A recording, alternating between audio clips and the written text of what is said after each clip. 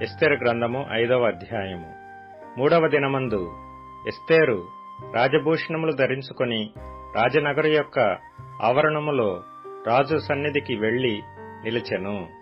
రాజనగరు ద్వారమునకు ఎదురుగానున్న రాజావరణములో తన రాజాసనము మీద రాజు కూర్చుండియుండెను. రాణి అయిన ఎస్తేరు ఆవరణములో నిలువబడియుండుట రాజు చూడగా ఆమె యందు అతనికి దయ పుట్టెను. రాజు తన చేతిలో నుండి బంగారపు దండమును ఎస్తేరు తట్టు చాపగా ఎస్తేరు దగ్గరకు వచ్చి దండము యొక్క కొన ముట్టెను. రాజు, రాణి అయిన ఎస్తేరు, నీకేమి కావలెను? నీ మనవి ఏమిటి?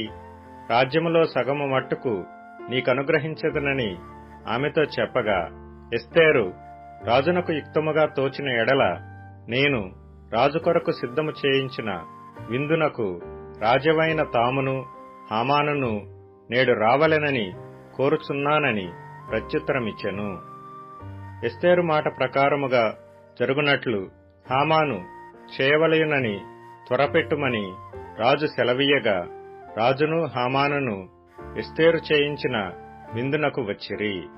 రాజు ద్రాక్షరసపు విందుకు కూర్చుండి ఎస్తేరును చూచి, నీ కోరిక ఏమిటి? అది నీకనుగ్రహింపబడును. నీ మనవి ఏమిటి?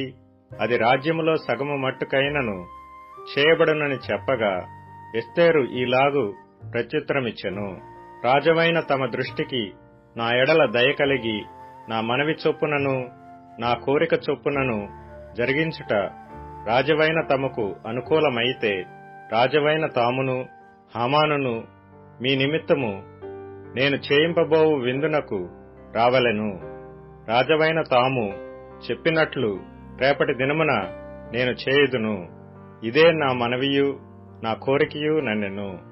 ఆ దినమందు హామాను సంతోషించి మనోల్లాసము గలవాడై బయలువెళ్లి రాజు గుమ్మమున నుండు మొర్దెకై తన్ను చూచియు అతడు లేచి నిలువకయు కదలకయు ఉన్నందున మొర్దెకై మీద బహుగా కోపించెను. అయితే హామాను కోపము అణుచుకొని తన ఇంటికి పోయి తన స్నేహితులను తన భార్య అయిన జెరెషును పిలిపించి తనకు కలిగిన గొప్ప ఐశ్వర్యమును గూర్చియు చాలామంది పిల్లలు తనకుండుటను గూర్చియు రాజు తన్ను గణపరచి రాజు క్రింద నుండు అధిపతుల మీదను సేవకుల మీదను తన్ను ఏలాగున పెద్దగా చేసినో దానిని గూర్చియు వారితో మాట్లాడెను. మరియు అతడు రాణి అయిన ఎస్తేరు తాను చేయించిన విందునకు రాజును నన్ను తప్ప మరి ఎవరినీ పిలిపించలేదు. రేపటి దినమున కూడా రాజుతో కలిసి విందునకు రమ్మని నాకు సెలవైనదని తెలియజేసెను. అయితే యూదుడైన మొర్దెకై రాజు గుమ్మమున కూర్చుని ఉండుట నేను చూచున్నంత కాలము ఆ పదవి అంతటి వలన నాకు ప్రయోజనమేమీ లేదని అతడు చెప్పగా, అతని భార్య అయిన జెరెషును అతని స్నేహితులందరూ 50 మూరల ఎత్తుగల యొక్క ఉరికొయ్య చేయించుము. దానిమీద మొర్దెకై ఉరితీయింపబడినట్లు రేపు నీవు రాజుతో మనవి చేయుము.